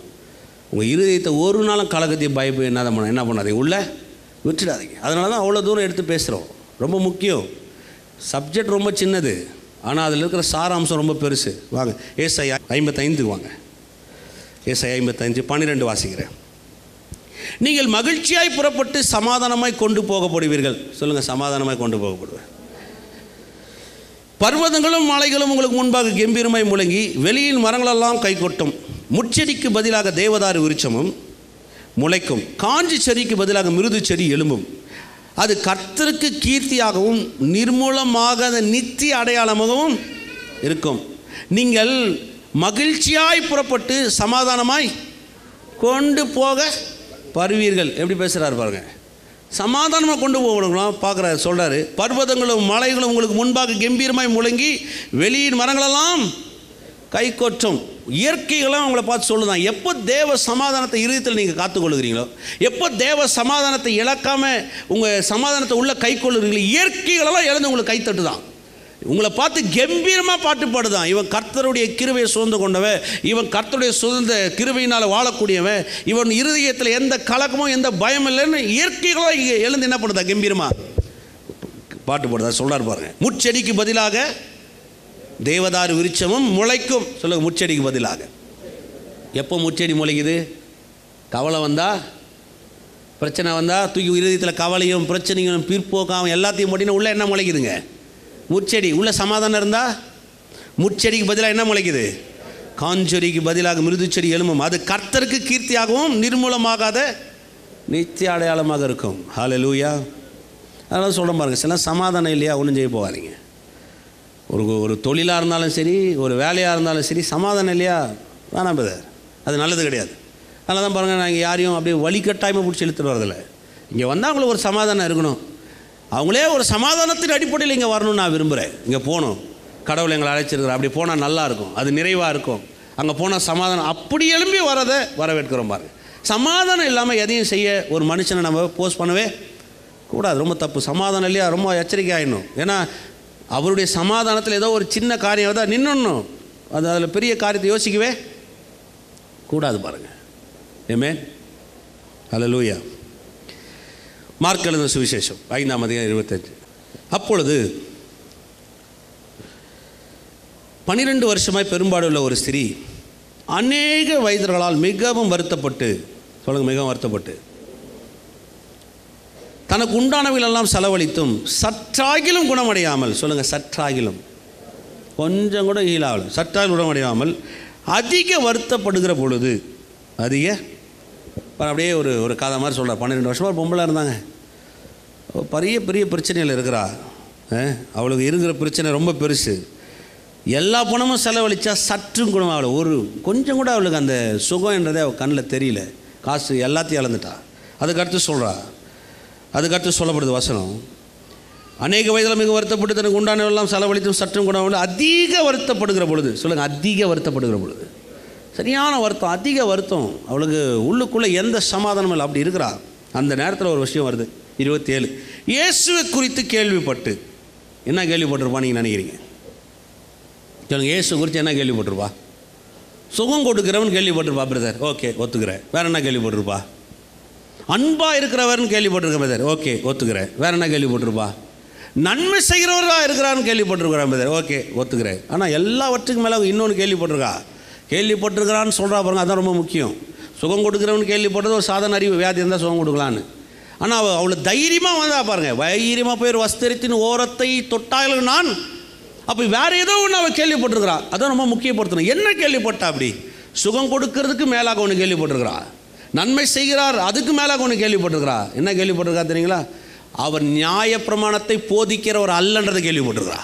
ஏன்னு சொல்லுங்கள், நியாயப்பிரமாணத்தை போதிக்கிற ஆள், நியாயப்பிரமாணத்தை ஒரு மனுஷன் போதிச்சான்னா அவங்கிட்ட இவ வந்திருந்தால இவ கதி அன்றைக்கே வாலி. இப்படிப்பட்ட பொண்ணை கல்லால் அடிச்சு என்ன பண்ணுவாங்க, இந்த பொம்பளையை சாவடிச்சிருக்கணும். அப்போ அவளுக்கு ஒரு நம்பிக்கை என்னன்னா, இவர் என்னை சாகடிக்க மாட்டார், இவர் நியாயப்பிரமாணத்தை போதிக்கிறவர் அல்ல என்று கேள்விப்பட்டு தான் வந்தார். அப்போ அவர் என்ன பேசியிருப்பார்? இயேசு என்னங்க பேசியிருப்பார்? சொல்லுங்கள், என்ன பேசியிருப்பார்? வேதம் சொல்லுகிறது, கிருபை உள்ள வார்த்தைகளை அவர் பிரசங்கித்தாராம். என்ன வார்த்தையை பேசினார்? ஒரு மனுஷன் தைரியமாக இயேசு கிட்ட வரணும் பாருங்க.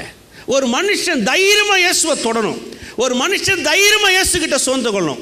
ஒரு மனுஷன் எந்த தடை இல்லாமல் பெற்றுக்கொள்ளணும். ஒரே ஒரு போதனை தான் பாருங்க. என்னைக்கு கிருபையை கொடுத்து பிரசங்கம் பண்ணுகிறோமோ அப்போ எப்பேற்பட்ட மனுஷனாக இருந்தாலும் அவன் இயேசு கிட்ட தைரியமாக வருவான், எந்த கலக்கமும் இல்லாமல் வருவான். ஆமென். எத்தனை பேர் விளங்குது? இன்றைக்கே சபையில் ஆட்கள் போக மாட்டேன்றாங்க. ஏன்? 12 வருஷமாக ஒரு பொம்பளைக்கு சபைக்கு வந்து இந்த பிரச்சனை இருந்துச்சுன்னா அந்த பாஸ் என்ன சொல்லியிருப்பான்னு நினைக்கிறீங்க? இது உங்கள் சாபம் பிரதர், உங்கள் தலை மேலே ஏதோ வந்துருக்கும், உங்கள் முன்னோர்கள் செய்தது. இல்லைன்னா யாராவது செய்வினை வச்சுருப்பாங்கன்னு நினைக்கிறேன். யாராவது செய்வினை வச்சுருப்பாங்கன்னு நினைக்கிறேன். இன்றைக்கி ஒரு ஊழியக்காரன் இல்லை ஒரு விசுவாசி செய்வினையை பற்றி பேசுனா நல்லா தெரிஞ்சுங்க, அவனுக்கு கடவுளை பற்றி அறிவு இல்லை, பிசாசை குறித்து அறிவு இருக்குன்னு. எந்த விசுவாசியாவது உங்கள் வீட்டுக்குள்ளே வந்து எந்த ஊழியக்காரன் உங்கள் வீட்டுக்கு உங்களுக்கு செய்வினைக்குதுன்னு சொன்னான்னா அவனை எல்லளவு நம்பாதீங்க. அவன் கடவுளை குறித்து ஆவியை குறித்து இல்லை, அது பிசாசை குறித்து ஆவி. ஆமென். ஏன்னா செய்வினையை குறித்து நம்ம சிந்திக்க வேண்டிய அவசியம் இல்லை, பரிசுத்தாவை சிந்திக்க வேண்டிய அவசியம் கிடையாது.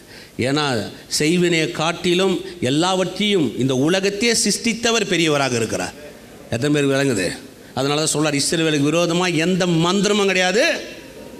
இஸ்ரவேலுக்கே வேலை செய்யாதுன்னா கிறிஸ்தவனுக்கு சுத்தமாக வேலை செய்யாதுங்க. இஸ்ரவேலுக்காவது ஆட்டுக்குட்டி ரத்தம் இருந்தது, உங்களுக்கு எனக்கு ஏசு கிறிஸ்து ரத்தம் இருக்குது. இஸ்ரவேலுக்கு யாரும் நரகத்தை ஜெயிக்கல. உங்களுக்கு எனக்கும் நரகத்தினுடைய தலைவனாகிய பிசாசுடைய தலைவன் சாத்தானியே உங்களுக்காக எனக்காக அவர் என்ன பண்ணியிருக்காரு? சாத்தானே இறங்கி வந்து உங்களுக்கு எனக்கு பில்லி சூன்யம் பண்ணாலும் பலிக்காது. ஏன்? உண்மைதானே? இன்னைக்கு ஒரு வியாதி, இந்த மாதிரி 12 வருஷம் வியாதி ஒரு பொம்பளை வந்தால் என்ன பேசுவாங்க நினைக்கிறேன்? உங்கள் அப்பா அம்மா என்ன செஞ்சுருப்பாங்க? நீ ஏதாவது தெரிஞ்சும் தெரியாமலும் அறிந்தும் அறியாமல் பாவம் செஞ்சிருக்கீங்களா? கத்திரிட்ட போச்சு இந்தம்மா ஓன்னு நடந்துருக்க வேண்டியதான். அப்படி ஒரு நான் என்ன செஞ்சேன்னு எனக்கு விளங்கலையே. விளங்காதனால தான் பாவியாக இருக்கிறேன். விளங்கி இருந்தால் இயேசுவாயிட்டு இருப்பியே. ஏமேன். நிறைய பேருக்கு விளங்கலை. ரொம்ப போட்டு வண்டியை குழைப்பாய்க்காதீங்க. எனக்கு ஏன் இது அதெல்லாம் விளங்கலை. ஒன்று சொல்லுங்கள், உண்மை நான் விளங்கி கொள்ளுக்கிறேன், அவ்வளோதான். ஏமேன். அவளுக்கு அவரை விளங்கிடுச்சு. அதனால தான் நேராக வந்தா, அவரை குறித்து கேள்விப்பட்டா, தைரியமாக வரா, நேராக போகிறா, போய் அந்த வஸ்திரத்தை தொடுறா. ஏமேன். வாசிக்கலாம். அதுக்கப்புறம் 32, 34 வாசிக்கிற பாருங்க. இதை செய்தவர்களை காணும்படி இது நடந்துச்சு சம்பவம். உடனே இயேசு அங்கே நின்ட்டார். யாரோ ஒருத்தர் என்ன இது மாதிரி தொட்டிருக்கானோன்னு எங்கள் ஜனங்கள்லாம் சூழ்ந்து நிற்கிறாங்க. இதை செய்தவர்களை காணும்படி அவர் சுற்றிலும் பார்த்தார். யார் அது? எங்கே அந்த பெண்ணு தேடுறாரு? ஏன் இயேசு அவரை தேடணும்? யோசிச்சு பாருங்க. ஏன் தேடணும்? எங்கே அந்த பெண்? எங்கே அவ? எங்கே காண அவளை தேடுறாரு பாருங்க. இயேசு கூப்பிட்டாங்க. அதனால் சுற்றிலும் பார்த்தார். உடனே வேசனம் சொல்லுது பாருங்க. தன்னிடத்தில் சம்பவித்ததை அறிந்த அந்த ஸ்திரியானவள் பயந்து நடுங்கி அவர் முன்பாக வந்து விழுந்து உண்மையெல்லாம் அவருக்கு சொன்னாள். இப்போ தொட்டுட்டா, சுகம்லாம் நடந்துருச்சு. ஆனால் என்ன இருக்குது? ஒரு பயம், ஒரு உண்மை வந்து ஒன்று சொல்கிறா. அவர் அவளை பார்த்து, மகளே, உன் விசுவாசம் உன்னை ரட்சித்தது, நீ சமாதானத்தோடு போய் உன் வேதனை நீங்கி சுகமாயிரு என்றார். நான் கேட்குறேன் உங்களை, இவதான் சுகம் அடைஞ்சிட்டாலே, இப்போ எதுக்கு திரும்ப இயேசு இதை சொல்கிறாரு? நீ போய் சமாதானத்தோடு போய் சுகம் அடைஞ்சி சமாதானத்தோடு போய் உன் வேதனை நீங்கி சமாதானத்தோடு போய் உன் வேதனை நீங்கி சுகமாய் இரு. ஏன் அப்படி சொல்லணும்? ஏன் அப்படி சொல்லணும்? உன் சமாதானத்தோடு நீ சமாதானத்தோடு போ, வேதனை நீங்கி சுகமாய். அவதான் சுகமாயிட்டாலே, வஸ்திரத்தை தொட்டோன்னு சுகமா. ஏன் இயேசு அதை சொன்னார்?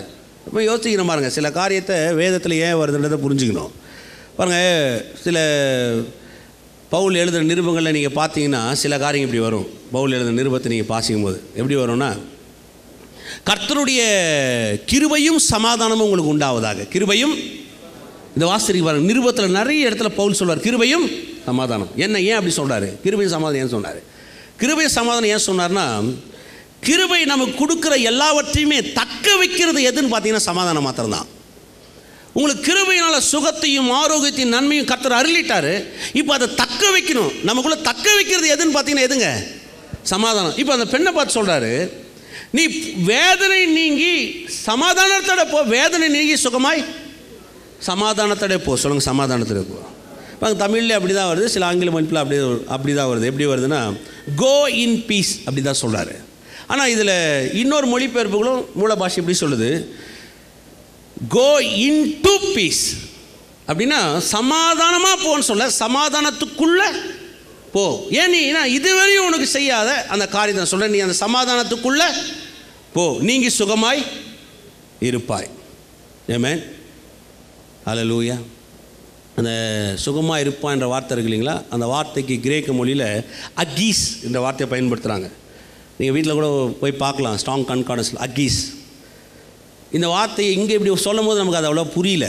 ஆனால் இதில் இருக்கிற இன்னொரு இடத்துல இதே வார்த்தையை பயன்படுத்தும் பொழுது இயேசு சொன்னதுக்கும் இப்போ அந்த இடத்துல பயன்படுத்துக்கும் சரியான ஒரு பொருத்தம் வரும். இங்கே சொல்லியிருக்கிறாரு. அதனால் நமக்கு அதனுடைய உண்மையான அதில் என்ன ஏன் அப்படி சொன்னார்ன்றது நமக்கு அது ஆழமான வெளிச்சத்தரம் இன்னொரு இடத்துல அழகாக வருது. அதை வாசிக்கலாம். மத்தேயு சுவிசேஷம் 15 கை வச்சுங்க. ஊமை பேசுகிறதையும் ஊனர் சொஸ்தமடைகிறதையும் சப்பானிகள் நடக்கிறதையும் குருடர் பார்க்கிறதையும் ஜனங்கள் கண்டு ஆச்சரியப்பட்டு இஸ்ரவேலின் தேவனை, இந்த இடத்துல எப்படி வருது தெரியுங்களா, அந்த அகீஸ் என்ற வார்த்தை எங்கே போடப்பட்டிருக்கிறாங்களா, ஊமை பேசுகிறதையும் ஊனர் சொஸ்தம் அடைகிறதையும். அந்த ஊனர் சொஸ்தம்னு வருது இல்லைங்களா, அதுதான் ஏசு அங்கே அந்த வார்த்தையை பயன்படுது. அகீஸ் சுகமாயிரு அப்படின்றார் இல்லைங்களா. இந்த ஊனர் சொஸ்தம் அடையணும்ன்ற வார்த்தைக்கு அந்த சுகமான்ற வார்த்தைக்கு என்ன வித்தியாசம்னா, ஒரு ஊனம் எப்படி சொஸ்தமாச்சு? ஊனம் சொன்னால் கை காலம் இல்லாதவன். நீங்கள் கை காலம் பாதி கை இல்லாதவன், ஒருவேளை ஒரு கை இல்லாத பிறந்தவன், அந்த ஊனம். ஒருவேளை நீங்கள் இது மாதிரி நடிச்சிடாது, ஏதோ பக்கவாதம் வந்திருக்கும் ஊனங்க, அப்படி அந்த மாதிரி ஒன்றும் இல்லை. கையே கிடையாது, காலே கிடையாது அவனுக்கு. இயேசுக்கிட்ட வரா, இயேசு அவன் கையும் காலையும் அவனுக்கு முழக்க வைக்கிறார். அந்த வார்த்தைக்கு தான் அகீஸ் அப்படின்றாரு. இல்லாதது, இதுவரையும் அவன் பார்க்காதது, இதுவரையும் அவன் கை அப்படி இருந்திருக்குமான்னு அவனுக்கு தெரியாதது, அவன் எண்ணங்களுக்கு புலப்படாதது அந்த இடத்துல உண்டாகுதான். இதுதான் சொல்றார். இப்போ அங்கே வாங்க, மார்க் 5ஆம் அதிகாரம் 34. அவர் அவளை பார்த்து, மகளே, உன் விசுவாசம் ரட்சித்தது, நீ சமாதானத்துக்குள்ளாக போய். சொல்லுங்க, சமாதானத்துக்குள்ளாக போய். பக்கத்தில் பார்த்து சொல்லுங்க, சமாதானத்துக்குள்ளே போங்க. சமாதானத்துக்குள்ளாக போய் உன் வேதனை நீங்கி இதுவரையும் காணாத பெற்றுக்கொள்ளாத உன்னுடைய சுகத்தை நீ பெற்றுக்கொள்றார். ஆமென். இதுவரையும் நீ பார்க்காத ஒரு சுகம், இதுவரையும் நீங்கள் காணாதது, இதுவரையும் உங்களுக்குள்ள வராதது, இதுவரையும் உங்கள் எண்ணங்களில் புலப்படாதது, இதுவரையும் உனக்கு தோணாத அந்த சுகத்தில் போய் நீ வாழ்ந்துருன்றாரு. ஆமென். எந்த மாதிரி விளங்குது? சும்மா இல்லை பாருங்கள், கர்த்தர் வந்து உங்களை ஆசீர்வதிக்கிறாரு அப்படி போகிறது கிடையாது. நீங்கள் நிறைய பேருக்கு அதான் பாருங்கள், அந்த வார்த்தை சொன்னால் போதும், அந்த பாஸ்டர் என்ன சொன்னா தெரியுங்களா, கர்த்தரையும் ஆசீர்வதிப்பான்னு சொல்லிட்டார். அவர் சொல்கிறதுக்கு முன்னாடியே கர்த்தரே சொல்லிக்கிறேன், நான் உன்னை ஆசீர்வதிப்பேன். மற்றவங்களுக்கு என்னன்னா அவங்க சொல்லிட்டாங்கன்னு இருக்கும், நம்ம என்னங்க சொல்கிறது, அவர் உங்களை குறித்து சொல்லியிருக்கிறார். ஆமென். அதனால தான் பாருங்கள், இந்த புது வருடத்துக்கெல்லாம் பெரிய வாக்குத்தத்தை எடுத்து ஆளுக்கு ஒன்று இது உனக்கு இதுதான் நான் கொடுக்குறதே கிடையாது. ஏன்னா உங்களை குறித்து அவர் ஏராளத்தையும் தாராளத்தையும் எழுதி வச்சிருக்கிறார். ஆமென். அவர் நினச்சா வேதத்தில் இருக்கிற ஆயிரக்கணக்கான வாக்கு தத்தங்களை உங்கள் வாழ்க்கையில் வெளியரங்கமாக்க முடியும். எத்தனை பேர் விசுவாசிக்கிறீங்க? தாங்காது, காணாதது, இதுவரையும் உங்கள் கண்கள் காணாதது, இதுவரையும் உங்கள் அறிவுக்கு புலப்படாத கர்த்தர் செய்ய வல்லவராக இருக்கிறார். ஆமென். அப்போ பாருங்கள், சமாதானத்துக்குள்ளே போகிறேன். எந்த சமாதானத்துக்குள்ளே? சமாதானத்தில் இருக்கிறதுல சொல்லுங்கள், சமாதானத்துக்குள்ளே. பீஸ் இன் டூ அப்படின்னா எப்படி சொல்கிறார் பாருங்கள். அவருக்கு அந்த சமாதானத்துக்குள்ளே போகணும், அங்கே போனால் தான் வேலை செய்யுது. அப்போ அவருடைய சமாதானத்துக்குள்ளே நான் போகிறேன், எல்லா காணாத சுகத்தையும் நான் பெற்றுக்கொள்கிறேன், காணாத நன்மைகளை நான் பெற்றுக்கொள்கிறேன். ஆமென். இது நடக்குது, இந்த சம்பவம் நடக்குது இல்லைங்களா? இந்த சம்பவம் நடக்கிறத கொஞ்சம் விலக்கி காமிக்கிறேன். நான் தான் ஏசாமின்னு வச்சுக்கங்க. ஏசாமி இல்லை, முறைக்காதீங்க, ஏசாமின்னு வச்சுக்கிங்க. அந்த மாதிரி இப்போது என்னை வந்து ஒருத்தர் கூப்பிட்டு போகிறார், ஒரு பொண்ணுக்கு உடம்பு சரியில்லைப்பா, நீ வந்து ஜாம் பண்ணு. அப்படியா, இதோ உடனே வரேன். எப்படி போவேன்னு நினைக்கிறீங்க? எப்படி போவேன்? அப்படியா, ஏறி உட்காருங்க, சல்லுன்னு வண்டியில் ஏறி சல்லுன்னு போயிட்டே இருப்போம். எண்ணம் ஃபுல்லாக எது இருக்கும் நமக்கு? அந்த பொண்ணுக்கு ஜாம் பண்ணணும். அந்த பொண்ணு எப்படிங்கிறா, இங்கேருந்தே டங்ஸில் ஆரம்பிச்சிடுவேன் நான். போயிட்டு அப்படியே போக வேண்டியது தான். போய் அந்த வீட்டில் இறங்குறவன் டங்ஸ் என்ன பண்ணாது, நிற்காது. இப்போ இறங்கி உடனே அந்த பொண்ணுக்கு போய் ஜாம் பண்ணி ஏதாவது வந்துடணும் பாருங்கள். அப்போ தான் வந்து எனக்கு ஒரு திருப்தி நடந்து போச்சு. இப்போ இங்கே நடக்குது. இப்போ அவர் ஒரு பொண்ணு வீட்டுக்கு போயிட்டு இருக்கிறாரு. ஒரு சின்ன இளம் பெண், வாலிப பெண்ணு அங்கே சுகமாக மரணத்தின் தருவாயில் இருக்கிறா. அவங்க அப்பன் கூப்பிட்டு போகிறோம். போகும்போது இந்த சம்பவம் நடக்குது. இப்போ எப்படி இருக்குன்னு நினைக்கிறீங்க அந்த மனுஷனுக்காங்க? உள்ள பதன்னு இருக்குமா இருக்காதுங்களா? பொண்ணு மரண அவஸ்தையில் இருக்கிறா. இப்போ என்ன யோசிப்பா, நீங்கள் என்னை கூப்பிட்டு போகிறீங்க, நான் போகிறேன், அந்த மாதிரி நீங்களும் நானும் கிளம்பி போகிறேன்னு வைங்க. நான் இடையில இதெல்லாம் பண்ணிட்டு இருந்தேன்னா நீங்கள் என்னை குறித்து என்ன நினைப்பீங்க? இந்த அறிவு இருக்குது அந்த ஆளுக்கு, எவ்வளோ அவசரமாக இருக்கணும். இவர் இந்த நேரத்தில் ஒரு வயசான பொம்பளையை கூப்பிட்டு, அதை வந்து 12 வருஷமாக வியாதி அந்த பொம்பளைக்கு, அந்த பொம்பளைகிட்ட கூப்பிட்டு கதை பேசி, உனக்கு என்ன நடந்தது மகளே, நீ சமாதானத்தில் போகும் மகளே, நீ வேதனை நீக்கிறது மகளே, நீ சுகுமார் மகளேன்னு பேசினுக்கிறாரு. இங்கே என் பொண்ணுக்கு அங்கே இழுத்துட்டு கிடக்குது, இவர் என்ன இங்கே இப்படி பேசிட்டு இருக்கிறாரு? தோணுமா தோணாதுங்களா? நிச்சயமாக தோணும். கோபம் கூட வரும். சில நேரத்தில் பிடிச்சி அங்கேயே இழுக்கலாமான்னு தோணும். வாயா சீக்கிரம் போகலாம், அங்கே நடக்குதுன்னு. இது நடந்துட்டு இருக்கும்போது நடக்குது பாருங்கள் அது சம்பவம்.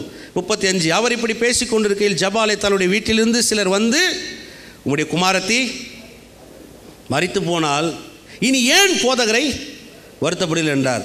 அவர்கள் சொன்ன வார்த்தையை இயேசு கேட்டார். சொல்லுங்கள், அவர்கள் சொன்ன வார்த்தை. யார் சொன்ன வார்த்தையை எப்படி சொல்லியிருப்பாங்கன்னு நினைக்கிறீங்க? பெருங்கூட்டம். எவருடைய மகள் செத்து போயிட்டா, ஏசு அங்கே இருக்கிறார், பெரிய சம்பவம் நடக்குது. ஒருத்தர் ஓடி வந்து எப்படி சொல்லியிருப்பான்? ஓ எவருவே உன் பொண்ணு செத்து போயிட்டா, ஓ எவருவே உன் பொண்ணு செத்து போயிட்டா, அப்படியே கத்துவான். எப்படி வந்திருப்பான்? கூட்டம் நிறைய இருக்குது, ஏசு இருக்கார் அந்த நேராக வந்து எவரு கூட்டம், பொண்ணு செத்து போயிட்டாயா, போதர் ஏன் வேதனைப்படுத்துறான், அப்படியே அமைச்சிருவா போகலாம், அப்படி தானே கூப்பிட்டுருப்பான். அவன் சொன்னதை இயேசு கேட்கிறார். சொல்லுங்கள், அவன் சொன்னதை கேட்டார். அதில் தான் சொல்ல பாருங்க, பிசாசு நிறைய விஷயத்தில் கூட சொல்லும் போது நீங்கள் கேட்காதீங்க, அது அவர் கேட்கட்டும். அதுக்கு எப்படி மறு உத்தரவு சொன்னால் அவர் உங்களுக்கு சொல்லித்தர ஆரம்பிப்பார். ஏமேன் சொல்கிறார் பாருங்கள். அவர் இப்படி பேசிக்கொண்டே ஜபாலை தன்னுடைய வீட்டிலிருந்து சிலர் வந்து உங்களுடைய குமாரத்தை மரித்து போனால் இனி ஏன் போதகரை வருத்தப்படுத்துகிறீர் என்றார்கள். அவர்கள் சொன்ன வார்த்தை இயேசு கேட்டவுடைய ஜபாலை தலைவனை நோக்கி, பயப்படாதே விசுவாசம் உள்ளவனாயிரு என்று சொல்லி, பயப்படாதே விசுவாசமாயிரு என்று சொல்லி டக்குன்னு திரும்பி திரும்பி பேதுருட்ட சொல்கிறாரு, பயப்படாத. உன் இருதயத்துக்குள்ளாக பயத்தை என்ன பண்ணாத, அனுமதிச்சிடாத. உன் இருதயத்துக்குள்ளாக பயம் உள்ளே வரக்கூடாது. உன் இருதயத்தை என்ன பண்ணு, காத்துக்கொள். உன் இருதயத்துக்குள்ளாக எந்த கலக்கத்தையும் ஏற்படுத்தாத. ஏன்னா அங்கே தேவ சமாதானம் இருக்கிற இடம், கிருபை வேலை செய்கிற ஒரு இடம். ஏமேன், எந்த மாதிரி விளங்குது? அதான் பாருங்கள், இதயத்தை நல்லா வைங்க. பொல்லாப்பும், தேவையில்லாத எண்ணம், தேவையில்லாத காரியம், அற்ப எண்ணம், வாழ்க்கைக்கு உதவாத காரியம், இதெல்லாம் உள்ளே வச்சுருக்காதீங்க. சில இடத்துல பாருங்கள், நம்ம வாழ்க்கையில் ஏன் சில நடக்கலை, சிலலாம் நம்ம ஞாபகம் தரும், அவர் ஏன் அப்படி பண்ணிட்டு இருக்கிறாரு, நீ ஒழுங்காக அவர் அதெல்லாம் பண்ண மாட்டார். சில எண்ணங்கள்லாம் விளங்குறது கிடையாது. பாருங்கள், கர்த்தர் எல்லாரையும் பார்க்குறார், நம்மளை ஒவ்வொருத்தரையும் ஆராய்ந்து அறிந்திருக்கிறார். நீங்கள் போய் ஒருத்தர் நியாயம் தருவணும் அவசியமே கிடையாது. ஒருத்தருக்குள்ளாகவும் ஒரு காரியத்தை போய் நம்ம கொண்டு வரணும்னு அவசியமே கிடையாது. பாருங்கள், நிறைய பேருக்கு அது இருக்குதுன்னு பாருங்கள். எல்லாரையும் அவங்கள பார்த்து அவங்க, இவங்கள பார்த்து இவங்க, யாரையும் பார்க்க தேவையில்ல. உங்கள் இருதயத்தை நீங்கள் பாருங்கள், அவ்வளோதான். ஏமேன், சொல்லுங்கள். என் இருதயத்துக்குள்ளாக எந்த பயமோ, எந்த கலக்கமோ, எந்த பொல்லாப்போ, எந்த பொறாமையோ, எந்த தேவையில்லாத காரியமோ, வாழ்க்கைக்கு உதவாத காரியமோ நான் வைக்க மாட்டேன். விசுவாசிங்க, அதான் முக்கியம். பாருங்க, அப்போ தான் அங்கேருந்து சுகம் வருது. சொல்கிறாருங்க, சமாதானத்துக்குள்ளே போ, என் சமாதானத்தை நான் உங்களுக்கு வைத்து விட்டு போகிறேன். அந்த சமாதானத்துக்குள்ளே போ, வேதனை நீக்கி சுகமாயிரு. அப்போ சமாதானத்துக்குள்ளே போங்க, வேதனைகளை நீக்கி இதுவரையும் காணாத சுக வாழ்வை நீங்கள் கண்டு வாழ முடியும். ஆமென்.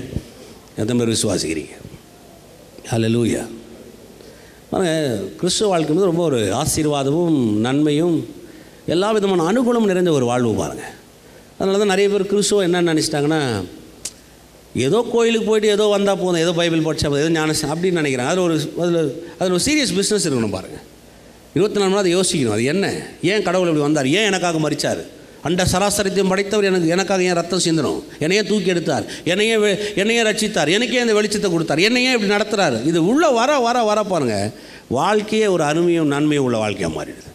எப்போ பார்த்தாலும் கவலைப்பட்டு இருந்தால் என்ன வரப்போகுது சொல்லுங்க பார்க்கலாம். உள்ளே போட்டு ஒரு கவலையை வச்சு, தேவையில்லாததை வச்சு, தேவையில்லாதங்களை உள்ளே போட்டு குழப்பி, வாழ்க்கைக்கு உதவாதது நம்ம ஏன் செய்யணும்? வாழ்க்கைக்கு உதவதை செஞ்சால் நன்மையாக வாழ்ந்துட்டு போயிடலாமே. ஆமென். எத்தனை பேர் விசுவாசிக்கிறீங்க? ஹல்லேலூயா. பக்கத்தில் பார்த்து சொல்லுங்க, கவலைப்படாதீங்க, பயப்படாதீங்க. ஆமென். விசுவாசிக்கிறீங்களா? ஹல்லேலூயா. கரங்களை வைத்து வாய்களை திறந்து தேவனை ஸ்தோத்திரிப்போமா. ஹல்லேலூயா. ஓ நன்றி கர்த்தாவே, ஓ உம்மை ஸ்தோத்திரிக்கிறோம் தகப்பனே. கிருபை உள்ளவரே, தயவு உள்ளவரே, உமக்கு நன்றி. ஓ உமக்கு நன்றி கர்த்தாவே. எங்களுக்கு வாழ்வு கொடுத்தவரே உமக்கு நன்றி. ஓ உமக்கு நன்றி ஆண்டவரே. பெரியவராய் மாபெரும் காரியங்களை செய்கிறார்கள், அதுக்காக நன்றி செலுத்துகிறோம் கர்த்தாவே. எங்கள் இருதயங்கள் படி கர்த்தர் ஒப்பு கொடுக்குறோம். எல்லா விதமான கர்த்தாவே பொல்லாப்புக்கும் கர்த்தாவே பிசாசு கொண்டு வர காரியத்துக்கு இருதயத்தை நீ தூரப்படுத்துகிறபடி நன்றி செலுத்துகிறோம் கர்த்தாவே. நீ நல்லவரும் வல்லவருமாக இருக்கிறதுக்காக நன்றி கர்த்தாவே. எங்களை உயர்த்துகிற தேவனாக இருக்கிறதுக்காக நன்றி. பெரிய காரியங்களை செய்கிறதுக்காக நன்றி கர்த்தாவே. வந்திருக்கிற ஒவ்வொருத்தருடைய கர்த்தர் ஒப்பு கொடுக்குறோம். கர்த்தர் தாமுடைய இருதயங்களை ஆளுகை செய்கிறபடியில் நன்றி. பயத்துக்கு இவளை தூரப்படுத்தும் கர்த்தாவே. இயேசு நாமத்தினால கிறிஸ்து இயேசுக்குள் இருந்த சுகம், கிறிஸ்து இயேசுக்குள் இருந்த செழிப்பு, கிறிஸ்து இயேசுக்குள் இருந்த நன்மை, கிறிஸ்து இயேசுக்குள் இருந்த வெற்றி, கிறிஸ்து இயேசுக்குள் இருந்த நல்வாழ்வு, சுக ஜீவியம் இவளுக்கு உண்டாகட்டும் கர்த்தாவே. கர்த்தர் பெரிய காரியங்களை செய்யும். குடும்பங்கள் ஆசீர்வதிக்கப்படட்டும், பிள்ளைகள் ஆசீர்வதிக்கப்படட்டும், பிள்ளைகள் வாழ்க்கையில் நன்மைகள் உண்டாகட்டும், செழித்தோங்கட்டும், ஒளிவுமர கன்றுகளாக நிற்கட்டும். இயேசு நாமத்தினாலே அலைக்கிற அலைகள் ஓய்ந்து போகட்டும், கொந்தளிக்கிற கடல்கள் அடங்கி போகட்டும் கர்த்தாவே. நாங்கள் கரை சேருவோம் என்ற நிச்சயத்தோடு வாழட்டும். கர்த்தர் பெரிய காரியத்தை செய்யும். இயேசு கிறிஸ்துவின் வல்லமுள்ள நாமத்தினாலே நன்றி சொல்லி ஜெபிக்கிறோம் ஜீவனுள்ள நல்ல பிதாவே. கர்த்தராக இயேசு கிறிஸ்துவின் கிருபையும் பிதாவாக தேவனுடைய அன்பும் பரிசுத்த ஆவியானுடைய அன்பின் ஐக்கியம் இன்றும் என்றும் சதா காலம் நம்ம ஒவ்வொருத்தரும் இருப்பதாக. ஆமென்.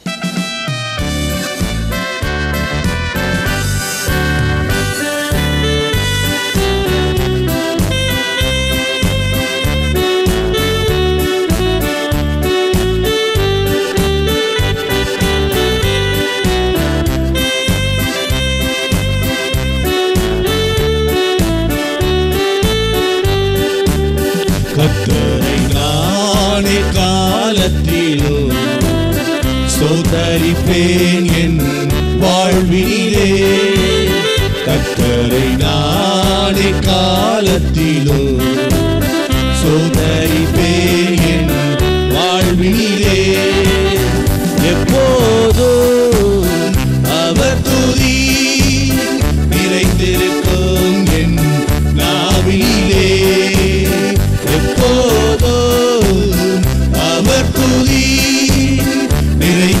இருக்கும் என் நாவிலே கர்த்தரை நானே காலத்திலும் ஸ்தோத்தரிப்பேன் என் வாழ்வினிலே கர்த்தரை நானே காலத்திலும் ஸ்தோத்தரிப்பேன் என் வாழ்வினிலே சமுதங்கள் தங்களின் இறைக்காய் தாழ்ச்சி அடைந்தே ஏங்கிடக்கூடும் சிங்கத்தின் சிசுக்கள் தங்களின் இறைக்காய் தாழ்ச்சி அடைந்தே ஏங்கிடக்கூடும்